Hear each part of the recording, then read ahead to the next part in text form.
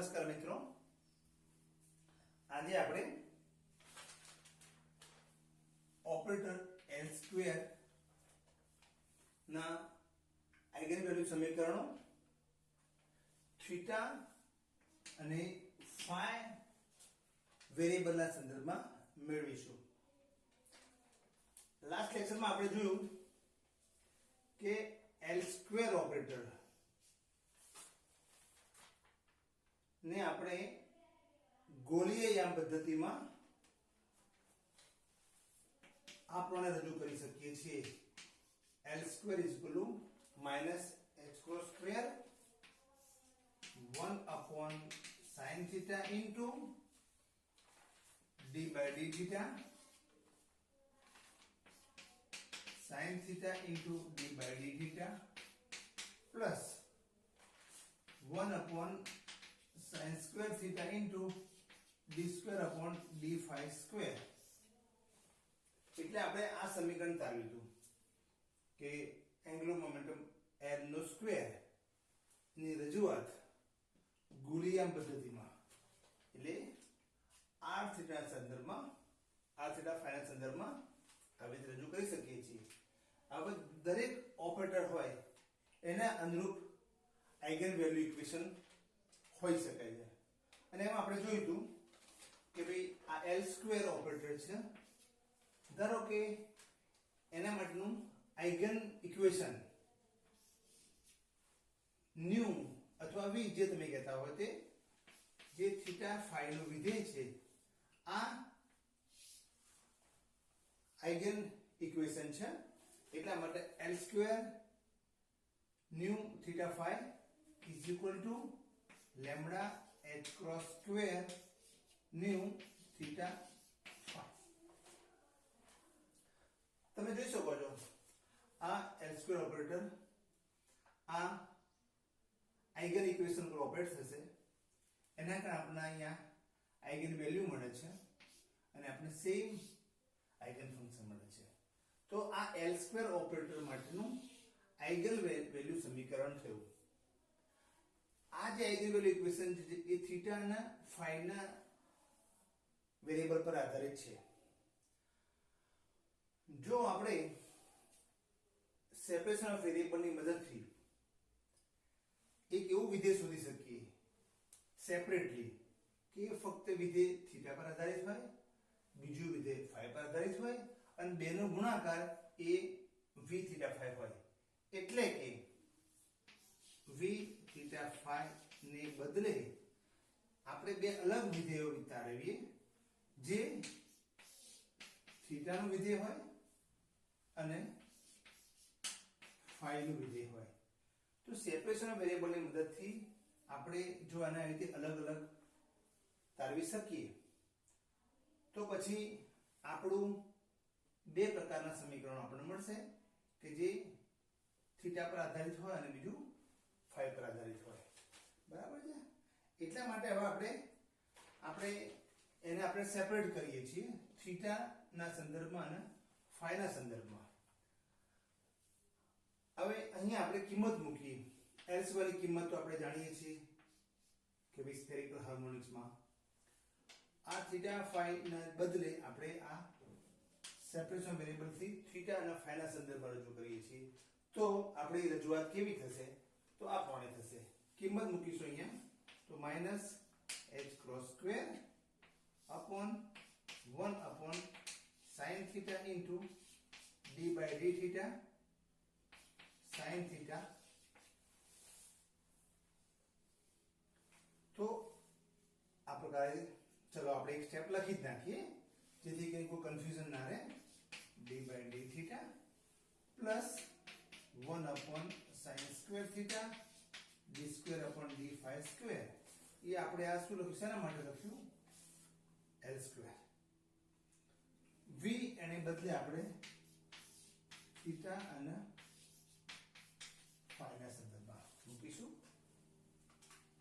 અને ત્યારબાદ આના equal to lambda h cross square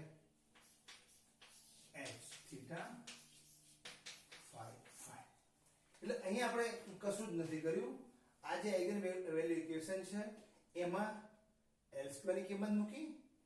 અને સેપરેશન વેરિયેબલ ની મદદથી તમે થીટા ફાઈ ના વિધેયને બદલે થીટા અને ફાઈ ના સેપરેટ વિધેય વડે રજૂઆત કરી. સિમ્પલ રજૂઆત છે. હવે આપણે આને જોઈએ તો થીટા પર આધારિત છે, મતલબ કે આ જ્યારે અંદર આવશે તો થીટા પર ઓપરેટ થશે, એ ફાઈ પર ઓપરેટ નહીં થાય એટલે ફાઈ આમાંથી બહાર આવી જશે. એટલે કે આના પરથી જો તો માઈનસ h ક્રોસ સ્ક્વેર અને ઓકે. હવે અહીંયા h ઉપર જ ઓપરેટ થશે, ફાઈ પર ઓપરેટ થશે નહીં. એટલે જો અંદર લઈશું તો અહીં શું આવશે, 5 upon sin theta into d by d theta sin theta dh by d theta. શું કર્યું તમે સમજી શક્યા છો કે અહીંયા થીટા ઉપર ફંક્શન આધારિત છે થીટા, તો થીટા અહીં ઓપરેટ થશે અને આ એના માટે અચળ છે, માટે એ બહાર આવી જશે. એટલે આપણે અહીં બહાર લખ્યું. અહીંયા હું દર વખતે એને બ્રેકેટમાં 5 પર આધારિત એવું લખતો નથી, સમજી શકાય એ વાત છે. ત્યારબાદ પ્લસ. હવે આ અહીં તમે જો 5 પર આધારિત છે એટલે 5 પર ઓપરેટ થશે એટલે h upon sin square theta into d square phi upon d phi square that is equal to lambda h cross square h theta and phi. Okay.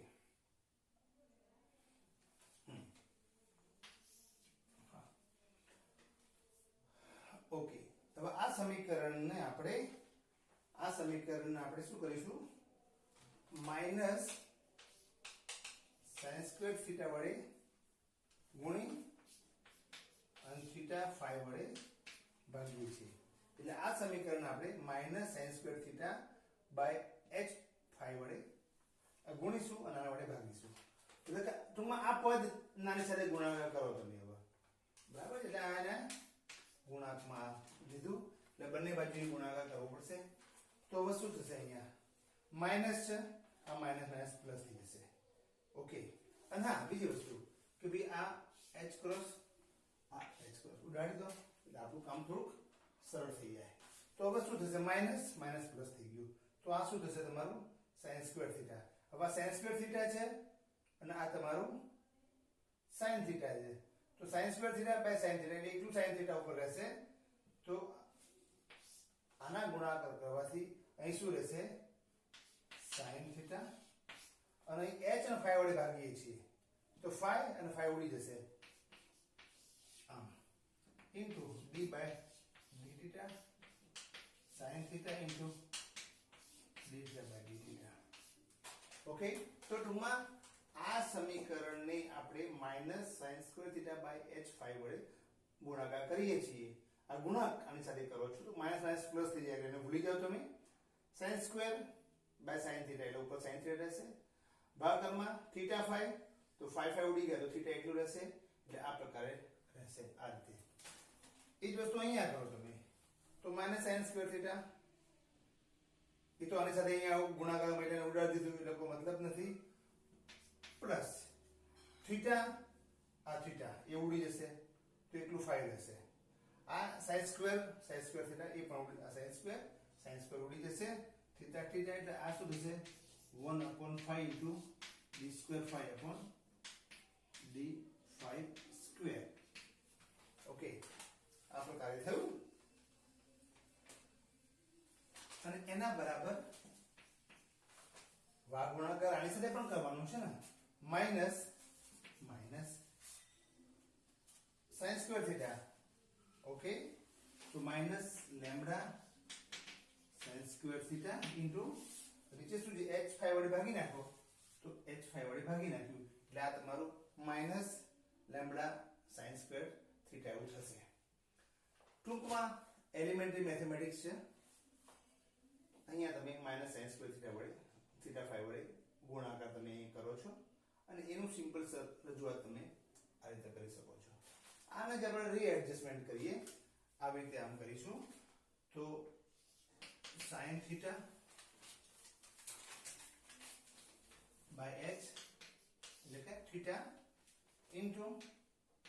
d by d theta sin theta into d theta by d theta અને આ બાજુ લઈ આવો તો plus lambda sin square theta અને આને આપણે સામે લઈ જાઓ -1/5 into d square phi upon d phi square. Okay, હવે તમે એક વસ્તુ જોશો અહીંયા, આ બાજુનું સમીકરણ, આ ડાબી બાજુનું સમીકરણ છે ફક્ત થીટા પર આધારિત છે. આ જમણી બાજુનું સમીકરણ એ ફક્ત phi પર આધારિત છે. હવે આ એક ફક્ત થીટા પર આધારિત હોય, બીજું phi પર આધારિત છે. થીટા phi બંને ઇન્ડિપેન્ડન્ટ છે. થીટા બદલાય તો phi નથી બદલાતો, phi બદલાય તો થીટા નથી બદલાતો. તો ઇન્ડિપેન્ડન્ટ હોવા છતાં પણ આ ફક્ત થીટા પર આધારિત છે અને આ એકલું phi પર આધારિત છે, છતાં બંને ઇક્વલ છે. તો એનો અર્થ એવો થયો કે ભાઈ આ પદ અને આ પદ જો થીટા આધારે બદલાતું હોત, આ phi ના આધારે બદલાતું હોત તો ઇક્વલ કઈ રીતે રહી શકે? મતલબ કે આ કોઈ અચળ રાશિ હશે અને એ અચળ રાશિ ધારો કે m² છે. તમે જો આ ફક્ત થીટા પર આધારિત છે, આ ફક્ત phi પર આધારિત છે. હવે એ રીતે બે સ્વતંત્ર હોય અને છતાં બંને ઇક્વલ જ રહેતા હોય તો આ બરાબર કંઈક અચળ હોય તો જ આ શક્ય બને. એનો અર્થ એવો થયો, અહીં આપણે આ જરૂર નથી માટેના દૂર કરીશું.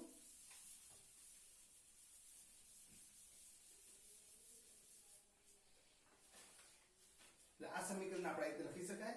એક તો આ 1/5 into d square phi upon d phi square બરાબર -m², આના બરાબર આ એટલે -m મેં લખી નાખી. અથવા તો આ વસ્તુને હું આ રીતે લખીશ d square phi upon d phi square, આ નામ લઈ આવો તો પ્લસ m² અને phi બરાબર 0. આ એક સમીકરણ થયું. એટલે આના બરાબર આ, પછી આના આપણે સામે લઈ ગયા m² phi કર્યું, પછી આ બાજુ લઈ પ્લસ. તો આ એક સમીકરણ થયું. સમીકરણ નંબર 1 આપો તમે. આના પરથી આપણે આ સમીકરણ મળ્યું. એવી રીતે આના બરાબર પણ m² થશે. એટલે બીજું સમીકરણ આપણું આવું પ્રકારનું થયું.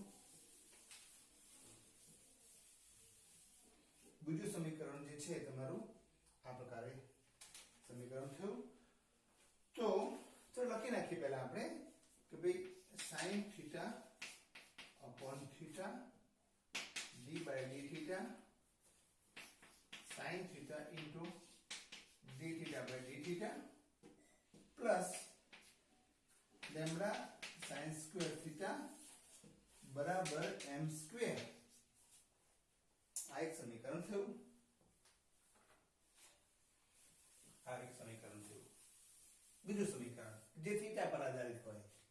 આને આપણે જરા રીસફલિંગ કરીએ. આને આપણે h upon sin square theta વડે ગુણી કાઢીએ. આ સમીકરણ છે, આ સમીકરણ એને h upon sin square theta વડે ગુણીશું. બંને બાજુ બરાબર ગુણી શકીએ આપણે. તો આ થીટા થીટા ઉડી જશે. sin theta sin square છે તો શું થશે? 1/sin theta into d by d theta sin theta into d by d theta plus h, તો h કારણ ગુણાકાર કરીએ છીએ તો લેમ્બડા થીટા મતલબ ઓકે લેમ્બડા થીટા. આ sin square theta ઉડી ગયા. ઓકે, તો આ થાય તમારું લેમ્બડા થીટા, કારણ કે sin square તો ઉડી જાય છે. એના બરાબર m² theta upon sin square theta. આને જરા આપણે રીસફલિંગ કરીએ આપણે જરા સેજ. તો શું થશે? 1/sin theta into d by d theta sin theta into d theta by d theta minus और plus lambda minus m square upon sin square theta અને આ તમારો થીટા એના બરાબર શું છે 0 એટલે આપણે જે થીટા વાળું પદ અને ફાઈ વાળું પદ તો ફાઈ વાળા પદ પરથી આપણે સમીકરણ આ મેળવ્યું અને થીટા વાળા પદ પરથી આ સમીકરણ આપણે મેળવ્યું આને સમીકરણ નંબર 2 કીધું બરાબર બે સમીકરણો આપણને મળશે તો અહીંયા સમીકરણ 1 ને 2 અનુક્રમે થીટા અને ફાઈ ના સંદર્ભમાં આઈગન સમીકરણો દર્શાવે છે બરાબર છે તો આપણે આને હાલ બીજી વસ્તુને દૂર કરી દઈએ આ બે સમીકરણ થયા તમારી પાસે આ સમજી શકાય છે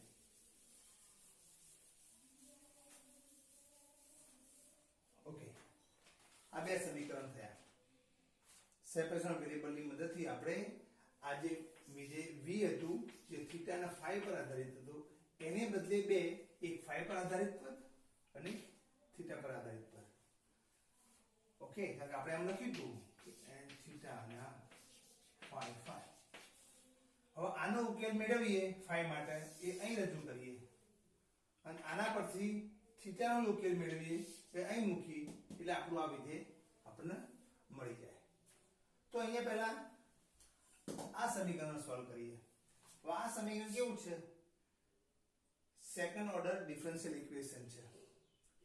બીજા ક્રમનું વિકલ સમીકરણ છે અને આવા ઉકેલો મેથેમેટિક્સમાં આપણે મેળવેલા છે આવું કોઈ સમીકરણ હોય તો એ સમીકરણ ઉકેલ કેવો થાય તો કે ભાઈ આનો ઉકેલ મેથેમેટિકલી આપણે મેળવી શકીએ phi proportional to e raise to plus or minus im phi આનો ઉકેલ હોઈ શકે આ ફાઈ જે છે proportional to e raise to plus or minus im phi બે સેપરેટ પણ લખી શકાય કે ભાઈ આનો ઉકેલ e પ્લસ im ફાઈ અને બીજો ઉકેલ e માઈનસ im ફાઈ બંને રેખીય સંયોજન પણ કરી શકો c1 into something plus c2 into something એ રીતે લખી શકાય છે તો ઇન શોર્ટ આ રીતે ઉકેલ થયો બરાબર છે અથવા સરળતા માટે આપણે e raised to im phi અને બીજો ઉકેલ e raised to minus im phi આવો ઉકેલ હોઈ શકે છે હવે જો તમે ફાઈ જે છે વેરિયેબલ છે યાદ રાખો મિત્રો r થીટા ફાઈ માં r ની કિંમત તો 0 થી ઇન્ફિનિટી સુધી બદલી શકાય છે થીટા ની કિંમત 0 થી પાઈ વચ્ચે બદલાય છે અને ફાઈ ની કિંમત 0 થી 2 પાઈ સુધી બદલાય છે એટલે ફાઈ એ 0 થી 2 પાઈ છે થીટા 0 થી પાઈ બદલાય છે r ઇન્ફિનિટી હોઈ શકે છે ઓકે એટલે ફાઈ એ 0 થી 2 પાઈ સુધી બદલાય છે હવે મિત્રો તમે જુઓ કે તમે r થીટા ફાઈ માં આ એક પોઈન્ટ છે ધારો કે આ ફાઈ ખૂણો છે ઉદાહરણ તરીકે બરાબર આ પોઈન્ટે છો તમે અને આઈગન વેલ્યુ જે સમીકરણ તમારું ઉકેલ થયો તે ફાઈ માટે હવે તમે અહીંથી મૂવ થાઓ અહીંથી તમે સ્થાનાંતરણ કરી અને ફરીથી તમે અહીંથી 2π જેટલું રોટેશન કરી અને પાછા તમે ત્યાં જાઓ છો ખરેખર તો અહીંથી તમે 2π જેટલું રોટેશન કરી અને પાછી ત્યાં જાઓ છો તો ખરેખર એનો ઉકેલ કેવો હોવો જોઈએ સમાન જ હોવો જોઈએ એટલે કે તમારો ઉકેલ અહીંયા e raised to im phi માટેનો ઉકેલ હતો જ્યારે તમે રોટેશન કરો છો તો કે e raised to im phi plus 2π કરો છો એટલે e raised to im phi ઉકેલ જ્યારે તમે 2π જેટલું રોટેશન કરીને પાછા ત્યાં જાઓ છો એટલે કે e im ફાઈ અને ફાઈ પ્લસ 2π તો તમે સેમ પોઝિશન આવો છો તો ઉકેલ પણ કેવો હોવો જોઈએ સેમ જ હોવો જોઈએ તો આના બરાબર આમ ઇક્વલ હોવું જોઈએ કારણ કે તમે જોઈ શકો છો તમે હવે 4π તેની પાછા તમે આવો છો તો e raised to im 5 + 4π પણ એ બધું કેવું હોવું જોઈએ સમાન હોવું જોઈએ કારણ કે ભૌતિક રીતે જો તમે કે 2π રોટેશન કરીને તમે એક પોઝિશન આવો છો તો e im 5 અથવા e im 5 + 2π બંનેનો જવાબ સેમ જ હોવો જોઈએ मतलब કે આ આનો જ હોવો જોઈએ એનો અર્થ એવો થયો કે em phi બરાબર આનો મતલબ શું થાય તો em phi બરાબર આ શું છે તો em phi plus e raised to im 2 pi બરાબર છે તો તમારો આ શું હોઈ શકે ઇન્ટુ સોરી આમ સોરી આ ઇન્ટુ છે ગુણાકારમાં તો પછી આ બંને જતા રહે તો શું થયું 1 બરાબર eim 2 pi તો આ શરત થઈ કે જો eim 2 pi બરાબર 1 થતો હોય તો જ આ ઇક્વલ થાય અને તો જ આપણે ભૌતિક રીતે સ્વીકારી શકીએ એવો ઉકેલ મળે એટલે એની પર આપણે કન્ડિશન મૂકી દઈએ હવે આ જે છે હવે તમને ખબર છે ને મિત્રો કે ભાઈ આ e raised to i theta હોય તો આ ઇક્વેશન શું છે cos theta plus આ sin theta ખબર છે ને ઓકે હવે આપણે e raised to i theta એટલે થાય 2 pi લઈએ theta ની જગ્યાએ 2 pi લઈએ તો આ શું થશે cos 2 pi plus i sin 2 pi sin 2 pi શું છે 0 છે cos 2 pi શું છે 1 છે તો ei 2 pi બરાબર શું થશે 1 થશે પણ આવું ક્યારે શક્ય બને કે જ્યારે m ની કિંમત જે તમે જે છો એ તમારી કિંમત એટલે આના પરથી એક આ જે કન્ડિશન કે ભાઈ આના બરાબર થવું જોઈએ આના બરાબર આ થવા માટે આના બરાબર આ થવું જોઈએ અને આના બરાબર આ એક ક્યારે થશે જ્યારે m ની કિંમત 0 હોય પ્લસ or માઈનસ 1 હોય પ્લસ માઈનસ 2 હોય પ્લસ માઈનસ 3 હોય તો જ આ શક્ય બને છે એનો અર્થ એવો થયો કે ભાઈ આવા કિસ્સામાં phi આગળ એક કરતા વધારે કિંમતો મતલબ કે જુદા જુદા pi મતલબ m phi 2 pi 4 pi 6 pi એક જ પોઈન્ટ છે અને એક પોઈન્ટે સેમ વેલ્યુ મળે છે અને સેમ મળવા માટેની જરૂરી શરત આ છે કે m ની કિંમત 0 +1 માઈનસ 1 હોય +1 માઈનસ 2 હોય શકે આવું હોય તો જ આ બને એના પરથી એવું થયું કે આ ઉકેલમાં તમે જે m લો છો એ તમારો આ રીતે હોવો જોઈએ એટલે આ કિસ્સામાં આ ઉકેલમાં m ની કિંમત શું હોઈ શકે 0 +1 +2 એવું જ હોઈ શકે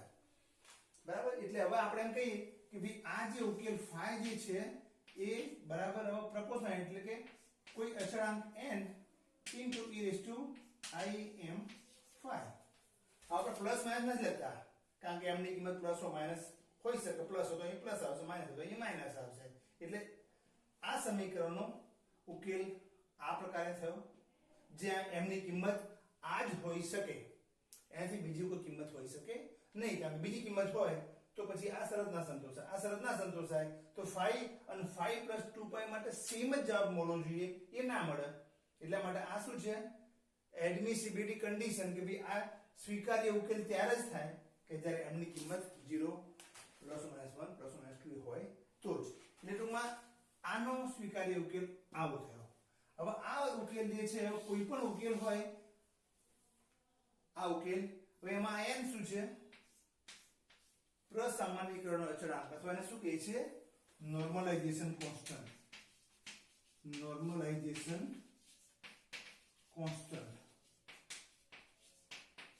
આ નોર્મલાઇઝેશન કોન્સ્ટન્ટ બરાબર છે તો એ નોર્મલાઇઝેશન કોન્સ્ટન્ટ કેવી રીતે મેળવવાનો તો જે આપણે તમે જાણો છો પણ આપણે યાદ કરવું જરૂરી છે કે કોઈ પણ વિધેય નોર્મલાઇઝ હોય તો એનો નોર્મ 1 હોવો જોઈએ એનો અર્થ એવો થયો કે 0 થી 2 pi phi star phi into d phi બરાબર શું થવું જોઈએ 1 આવું કોઈ પણ વિધેય હોય એ વિધેય phi star phi d phi બરાબર 1 થવું જોઈએ આ થાય એ જરૂરી છે તો આમાં આ જે છે આપણું એ નોર્મલાઇઝ છે કેમ નોર્મલાઇઝ ના હોય તો નોર્મલાઇઝેશન કોન્સ્ટન્ટ વડે એને ગુણવો પડશે તો આપણા કેસમાં શું થશે અહીંયા કે આના બરાબર 0 થી 2 pi phi star એટલે કે આ n * e raised to -im phi બરાબર અને આ phi એટલે કે n * e raised to im phi into d phi એના બરાબર 1 થવું જોઈએ તો આ શું છે n એ નંબર છે માટે n સ્ક્વેર 0 થી 2 pi હવે e raised to -im phi e raised to +im phi એટલે તો 1 થઈ જશે into d phi બરાબર શું ઓકે એટલે e પ્લસ એટલે minus im5 into ei plus im5 તો ઉપર એક્સપોનેન્શિયલમાં પ્લસ થઈ જશે એટલે આ 0 થઈ જશે એટલે કે e રેસ ટુ 0 એટલે કે 1 અને આ તમારું d5 હવે d5 જે છે એનું 0 થી 2 પાઈ ઇન્ટિગ્રેશન શું થશે કે ભાઈ n સ્ક્વેર ઇન્ટુ 2 પાઈ બરાબર 1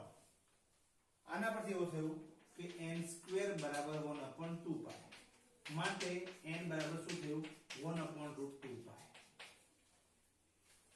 એટલે કે આ વિધેય નોર્મલાઇઝ થાય આ રીતે એના માટે n ની કિંમત 1/√2 પાઈ હોવી જોઈએ તો જ નોર્મલાઇઝ થશે અને આપણો કોઈ પણ વિધેય છે ઉકેલ એ નોર્મલાઇઝ હોવો જોઈએ એટલા માટે હવે હું એમ કહીશ કે ભાઈ 5 જે છે બરાબર n એટલે કે 1/√2 પાઈ into e raise to im પાઈ પણ હવે અહીં im ની જુદી જુદી કિંમત છે માટે અહીં આપણે m લખીશું તો આ થયું તમારું એક ઉકેલ 5m બરાબર છે समझ में आई बात कुछ एनीवे चलो तो आ समझी गया सब सिंपल वस्तु जो મને એવું લાગે છે તો ચલો આ નોર્મલાઇઝેશન શરત અનુસાર આ બધું આવું થવું જોઈએ એટલે હવે એવું થયું આ બધી વસ્તુનો આ જે ઉકેલ છે એનો આપણો લાસ્ટ ઉકેલ આવી રીતે સમજી અને જે લખી શકાય ચલો અહીંયા લખું છું કે ભાઈ એનો ઉકેલ આ પ્રકારે થયો કે 5m માટે 1/√2 પાઈ into e raise to im5 આ તમારો આનો ઉકેલ આ થયો એટલે આ ઉકેલ તમારો અહીં લખી શકાય બરાબર ને હવે બીજું શું રહ્યું તમારું કે આવી રીતે જ આપણી પાસે બીજું સમીકરણ છે જે ફક્ત થીટા પર આધારિત છે તો આને પણ તમે સોલ્વ કરો સોલ્વ કરી ઉકેલ મેળવો એ ઉકેલ મળે એ પણ પાછો આપણે સ્વીકાર્ય હોવો જોઈએ અને એ જે આપણા શ્રેણી ઉકેલ જે ઉકેલ આપણને મળે એ જે ઉકેલ જે છે એ એવી સિરીઝ હોવી જોઈએ જે માન્ય ઉકેલ હોય તો આપણે આનો ઉકેલ મેળવવાનો રહ્યો એટલે આપણે શું કરીશું નેક્સ્ટ લેક્ચરમાં આ સમીકરણ લઈશું આ સમીકરણનો ઉકેલ મેળવીશું અને એ હવે આ થીટા જે ખરું ને એના અનુરૂપ આપણને કોઈ ઉકેલ મળશે એટલે બે ઉકેલ થયા એક 5m બરાબર અહીં અને આ જે મળે અહીં થશે બેનો ગુણાકાર કરો એટલે આ વિધેય થઈ ગયું તમારું તો આ એક તમારી વાત થઈ પણ આપણે આ નેક્સ્ટ ટાઈમ કરીશું હવે એક વસ્તુ અહીંયા ખાલી કહી દઉં કે આ જે 5m ઉકેલ છે ને આ 5m ઉકેલ એ જે વિધેય જે છે એ આઇગન વિધેય રજૂ કરે છે કોનો કે ભાઈ operator Lz operator angular momentum operator Lz એ 5m પર ઓપરેટ થાય અને એના પછી આપણને મળે છે mh ક્રોસ 5m તમને થાય કે ક્યાંથી લખી નાખ્યું તમે યાર સમજીએ આપણે ઓકે એટલે આ સમજીએ પહેલા આટલું કહી દઉં કે આ સમીકરણનો ઉકેલ આપણે નેક્સ્ટ ટાઈમ મેળવીશું અને એ કિંમત અહીંયા મૂકવા પ્રયત્ન કરીશું એટલે હાલ આપણે આના બાજુ પર રાખીએ છીએ અને હવે મેં તમને કહ્યું કે ભાઈ આ આઇગન વિધેયને રજૂ કરે છે અને આ Lz ઓપરેટર જે છે Lz હવે Lz ઓપરેટર શું છે Lz બરાબર તમારું -ih ક્રોસ d/d5 છે હા Lz બરાબર -ih ક્રોસ d5 એવું છે જે 5 પર આધારિત છે Lz બરાબર તો હવે જ્યારે આ ઓપરેટર આની પર ઓપરેટ થાય છે આ ઓપરેટર 5m પર ઓપરેટ થાય છે તો ચલો -ih ક્રોસ d/d5 કોની પર ઓપરેટ થાય છે 5m 5m એટલે શું તો કે ભાઈ આ 1/√2 પાઈ into e raised to im5 okay હવે આ શું છે આના પરથી અથવા નીચે લખો અહીંયા તો -ih ક્રોસ આ તો સંખ્યા માટે બહાર લઈ આવ્યા 2 પાઈ કર્યું okay d by d phi of em phi, d by d phi કોનું આનું આનું કરશો તો શું થશે im આવશે તો im into e raised to im phi એવું થશે ઓકે આ શું છે I into I square I square એટલે -1